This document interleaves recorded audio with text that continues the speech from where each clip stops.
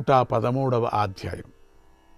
పాండురాజు దిగ్విజయ యాత్ర చేసి తన బాహుబలంతో సంపాదించి తీసుకొని వచ్చినటువంటి ధనాన్ని అన్నగారి అనుమతితో సత్యవతికి, అంబాలికలకు, భీష్ముడికి సమర్పించాడు. అంత ధనం ఉంది అక్కడ. కొంత ధనాన్ని విదురుడికిచ్చాడు, కొంత ధనాన్ని మిత్రులకిచ్చాడు, సంతోషపరిచాడు. కొంత ధనాన్ని బీదవాళ్ళకిచ్చాడు. బీదవాళ్ళు లేరండి అక్కడ, ఎతికినా లేరు, పట్టీలో లేరు, ఎవరు తీసుకునేవాళ్ళే దిక్కులేరు. మాకెందుకు పోనే. తల్లి అయినటువంటి అంబాలిక పాండురాజును కౌగలించుకొని ఆనందించింది. అంబాలిక జ్ఞాపకం పెట్టుకోండి. అలా పాండురాజు యొక్క భుజబలంతో ధృతరాష్ట్రుడు 100 అశ్వమేధ యాగాలు చేశాడు. ధృతరాష్ట్రుడు కళ్ళు కనపడకపోయినా 100 అశ్వమేధ యాగాలు చేశాడట మహానుభావుడు. ప్రతి యాగంలోనూ 1,00,000 బంగారు నాణ్యములు దానం చేశాడు. చేయికేమి తీసుకొచ్చాడు కదా తమ్ముడు. ఇలా సాగుతూ ఉండగా పాండురాజు భార్యలకు వనవాసం మీద మక్కువ కలిగింది. అందుచేత వారి ప్రోత్సాహంతో పాండురాజు సౌఖ్యాలను విడిచిపెట్టి వారి కోరిక తీర్చాలనుకున్నాడు. అంటే వనవాసంలో ఉండాలా అనిపించిందట. అరణ్యంలోనే సంచరిస్తూ వేటాడటంలోనే ఆసక్తుడై ఉన్నాడు. ఎప్పుడు కూడా హిమాలయ దక్షిణ ప్రాంతంలో సంచరిస్తూ వేగిస చెట్లు ఉన్న వనాల్లో నివసించాడు. కుంతీ మాద్రులతో కలిసి ఆయుధాలు పట్టుకొని తిరుగుతున్నటువంటి ఆ పాండురాజును చూసి అక్కడ ఆటవికులు ఆయనను దేవుడిగా భావించారు.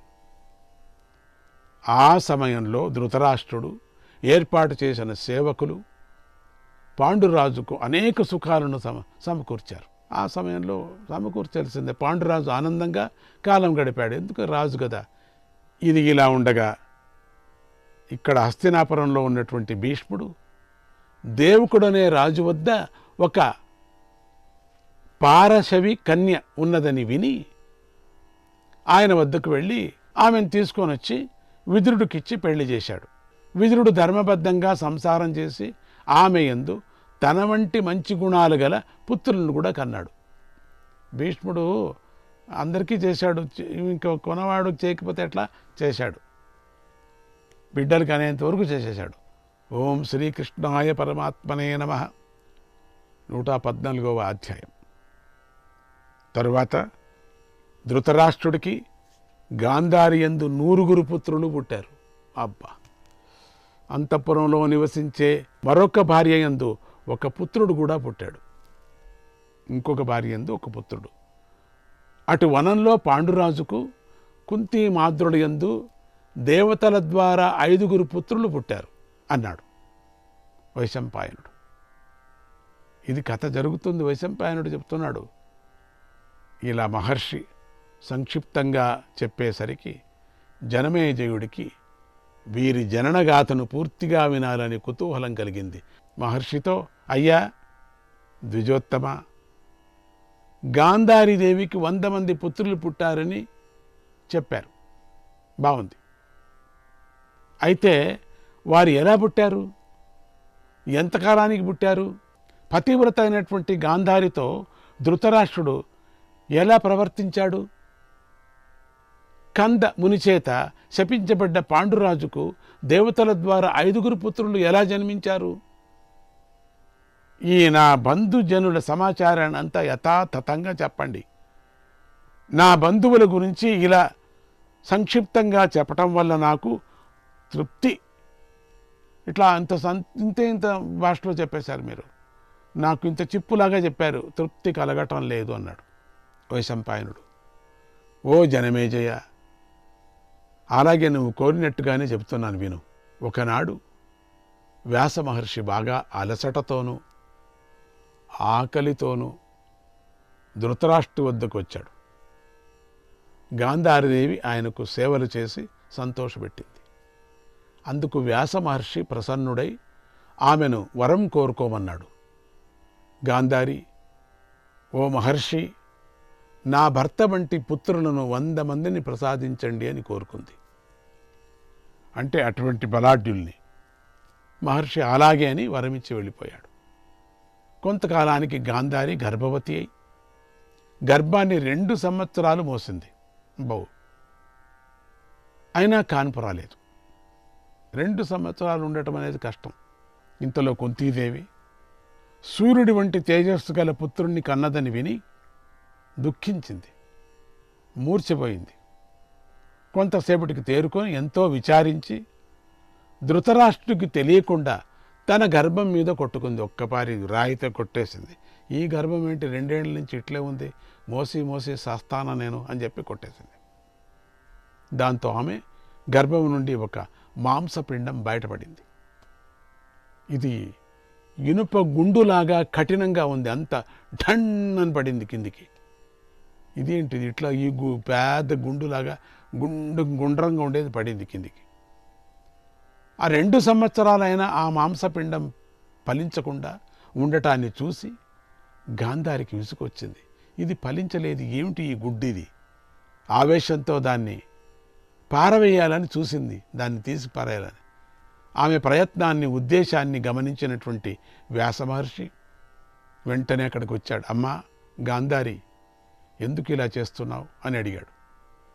గాంధారి, ఓ మహర్షి, కుంతికి కొడుకు పుట్టాడనే దుఃఖంలో నేను నా కడుపు కొట్టుకున్నా, నాకు పుట్టలేదే అని.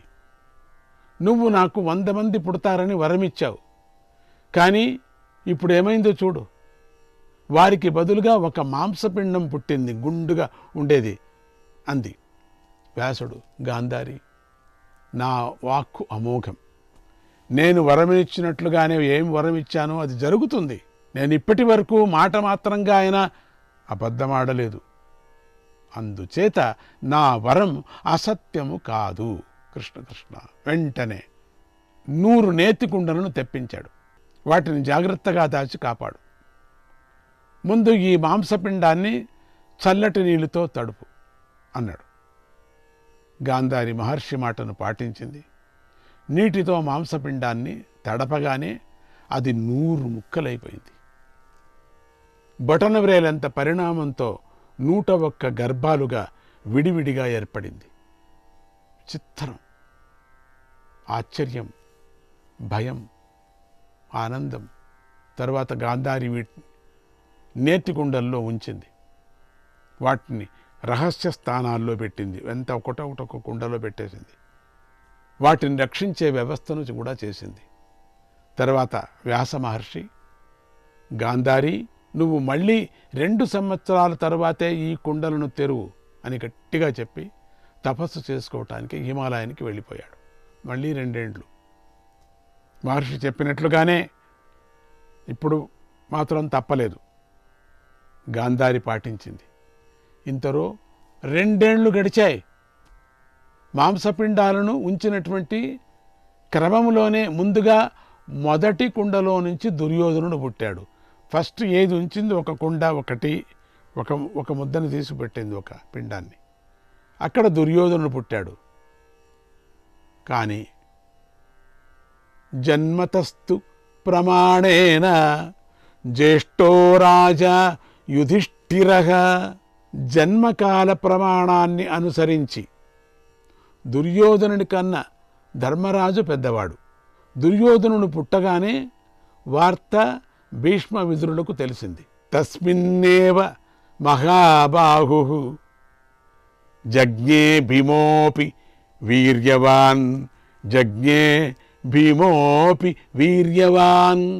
సరిగ్గా అదే సమయంలోనే మహాబాహువు, పరాక్రమవంతుడైనటువంటి భీముడు కూడా పుట్టాడు.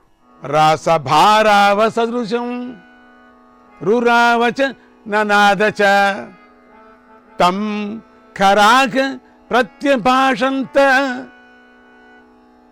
గృధ్రగోమయీ వాయసాక. దుర్యోధనుడు పుడుతూనే గాడిదలు అరుస్తున్నట్లుగా ఏడ్చాడు. దుర్యోధనుడు పుడుతూనే ఏడ్చింది. ఎట్లా ఏడ్చాడు తెలుసా? మామూలుగా సుందరంగా, ఆనందంగా కిహి కహా కుహు అంటారు, బాగుంటుంది. కానీ దుర్యోధనుడు ఏడ్చింది ఎట్లా? గాడిదలు ఏడుస్తాయా అట్లా అరుపులు, గాడిదలు అరుపు ఏడ్చాడు.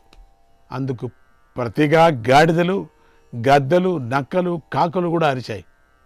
ఒక్కపారి ఈ శిశువు అరుస్తూనే గాడిద కూత కూస్తూనే ఉండినటువంటి నక్కలు, ఉండినటువంటి కాకలు, అన్నీ కూడా అరిచాయి. అక్కడ ఉండేటువంటి గద్దలు, నక్కలు, కాకలు అన్నీ అరిచాయి. సుడిగాలులు వీచాయి, దిక్కులు మండిపోయాయి, చెడ్డ వాసన వచ్చింది. ధృతరాష్ట్రుడు ఈ ఉత్పాతాలను చూసి భయపడ్డాడు. ఇవన్నీ మొదట ఉత్సాహం అనుకున్నాడు, ఉత్సాహాలు అని భయపడ్డాడు. భీష్మ విదురులను, అనేక బ్రాహ్మణులను కూడా, మిత్రులను, కురువంశ ప్రముఖులను పిలిచి ఇలా అన్నాడు: పెద్దలారా, ప్రజలారా, కురువంశంలో రాజకుమారుల్లో యుధిష్ఠిరుడు పెద్దవాడు, రాజు కాదగినవాడు. అతడి విషయంలో సందేహం లేదు. కానీ అతడి తరువాత పుట్టిన దుర్యోధనుడి విషయంలోనే సందేహంగా ఉంది. అతడు రాజు అవుతాడా? ఈ విషయాన్ని బాగా ఆలోచించి నిజాన్ని చెప్పండి, జరగబోయే దానిని కూడా స్పష్టంగా చెప్పండి అని అడిగాడు. ఆ మాటలు పూర్తి అయ్యాయో లేదో మళ్ళీ అన్ని దిక్కుల నుండి క్రూర జంతువులు ఘోరంగా అరిచాయి. అశుభాన్ని సూచిస్తూ నక్కలు కూతలు పెట్టాయి. ఇక పడుకున్నటువంటి గాడిదలు లేచి కేక పెట్టాయి. అలా అంతటా కనిపిస్తున్నటువంటి భయంకరమైనటువంటి ఇవి మరిచిపోయి పడుకున్నాయి గాడిదలు. తీసుకొచ్చాడు కదా గాడిదలు, అవన్నీ లేచాయి. లేచి వేన్ కూక పెట్టాయి. అసలు వీళ్ళు అక్కడ పంచాంగం చూడటానికే వీలు కాకోకుండా శబ్దాలు వచ్చేసాయి, గాడి శబ్దాలు. అలా అంతటా కనిపిస్తున్నటువంటి భయంకరమైనటువంటి అపశకునాలను గుర్తించి, కేకలు గుర్తించి, విపరీతమైన కేకలు. విదురుడు, బ్రాహ్మణులు ధృతరాష్ట్రుడితో ఇలా అన్నారు: మహారాజా, నీ పెద్ద కుమారుడు పుట్టగానే భీకరమైన శకునాలు పుట్టాయి. దీన్ని బట్టి నీ కొడుకు సమస్త కురువంశాలకే నాశకుడు కాగలడని స్పష్టంగా తెలుస్తుంది. ఇప్పుడే వీడిని వదిలేస్తే అన్ని విఘ్నాలు శాంతిస్తాయి. వీడినొక్కడిని ఏమైనా చేసి చంపేస్తే మంచిదేమో అని వీళ్ళు అభిప్రాయం. కురువంశానికి మేలు కలుగుతుంది. ఇలాగే వీడిని కాపాడితే మాత్రం భవిష్యత్తులో తీవ్రమైన ఉపద్రవం కలుగుతుంది భూమికి. మహారాజా, నీకు 99 మంది కొడుకులే ఉన్నారు కదా, నువ్వు నీ శాంతిని కోరుకునేవాడివైతే ఈ ఒక్కడిని విడిచిపెట్టు. ఏకేన కురువై క్షేమం కులస్య జగతస్తథా. ఈ ఒక్కడిని విడిచిపెడితే నీ వంశానికి, లోకానికి, భరత భూమికి క్షేమాన్ని కలిగించు. త్యజేదేకం కులస్యార్తే గ్రామస్యార్తే కులం త్యజేత్ గ్రామం జనపదస్యార్తే ఆత్మార్తే పృథివీం త్యజేత్. వంశం కోసం వ్యక్తిని, గ్రామం కోసం వంశాన్ని, దేశం కోసం గ్రామాన్ని విడిచిపెట్టాలి. తన శ్రేయస్సు కోసం సమస్త భూమిని విడిచిపెట్టాలి. ఈ నీతిని అనుసరించి నీ పుత్రుణ్ణి విడిచిపెట్టు అన్నారు. విదురుడు మొదలైన వారు, ధృతరాష్ట్రుడు ఆ నీతి వాక్యాలు విని కూడా పుత్రమోహం చేత వారి మాటలు పట్టించుకోలేదు. అప్పుడు ఒక్క పర్యం పట్టించుకుంటే మహాభారతం కథంతా వేరే అయిపో. ఇది జరగాలి కదా, ఇవన్నీ కావాలి కదా, వ్యాసుడు మనకు రాసి పెట్టాలి కదా, జనమేజయులు వాళ్ళు మాట్లాడుకోవాలి కదా. వారి మాటలు పట్టించుకోలేదు. దుర్యోధనుణ్ణి విడవలేదు. మొదటి కొడుకుని విడిచనని చెప్పాడు. తర్వాత ధృతరాష్ట్రుడికి మిగిలిన కొడుకులు జన్మించారు. మెల్లగా అంతా పుట్టుకొచ్చారు. ఒక నెలకే గాంధారి యందు ఒక కన్యక కూడా పుట్టింది. ఇంకొక గాంధారి గర్భవతి అయిన సమయంలో ఒక కాంత ధృతరాష్ట్రుడికి సేవలు చేసింది. అప్పుడు ధృతరాష్ట్రుడు ఆమె యందు ఒక కుమారుణ్ణి కూడా కన్నాడు. అతడే యుయుత్సుడు. పేరు కూడా అట్లే ఉంది, యుయుత్సుడు. ఈ విధంగా ధృతరాష్ట్రుడికి 102 సంతానం కలిగారు. 102 సంతానం, 100 మంది కొడుకులు, ఒక కూతురు యుయుత్సుడు జన్మించారు అన్నాడు వైశంపాయన మహర్షి. ఆహా, పెళ్ళిళ్ళు, నామకరణాలు, జన్మాలు ఎంత బాగా ఆనందం జరిగాయి. 115వ అధ్యాయం. వైశంపాయన మహర్షి ధృతరాష్ట్రుడికి సంతానం గురించి చెప్పగానే జనమేజయుడికి సందేహం కలిగి ఇలా అడిగాడు, ఓ మహర్షి, ధృతరాష్ట్రుడికి 100 కొడుకులు పుట్టడం గురించి చెప్పావు, బాగానే ఉంది. అయితే ఎప్పుడు పుత్రుల గురించే చెప్పావు, కానీ పుత్రిక గురించి చెప్పలేదు. ధృతరాష్ట్రుడికి గాంధారి వల్ల ఒక కూతురు పుట్టింది, కానీ వ్యాస మహర్షి గాంధారికి 100 మంది కొడుకులనే కదా వరంగా ఇచ్చాడు. ఎంత మంచి పాయింట్ పట్టేసుకున్నాడు. మరి మాంసపిండం 100 భాగాలై వాటి నుండి పుత్రులు పుట్టినప్పుడు ఈ పుత్రిక ఎలా పుట్టింది? గాంధారి గర్భం ధరించకుండా ఈ పుత్రిక ఎలా పుట్టిందో నాకు సందేహంగా ఉంది, దయచేసి వివరంగా చెప్పు అని కోరాడు. నిజం కదా, మనం ఎంచుకుంటే ఈ ఒక్కటి ఎట్లా వచ్చింది పిల్ల? ఈ పిల్ల సంగతే రాలేదే అప్పటి నుంచి. 100 కుండలే తెప్పించమన్నాడే, 101 కాదే. అప్పుడు వైశంపాయనుడు చెప్తున్నాడు, ఓ మహారాజా, మంచి ఆసక్తి గల ప్రశ్నే అడిగావు, చెప్తాను విను. వ్యాస మహర్షి మాంసపు ముద్దను స్వయంగా నీటితో తడిపి ముక్కలు చేశాడు. ఆ ముక్కలను దాది చేత నేతి కుండల్లో పెట్టించాడు.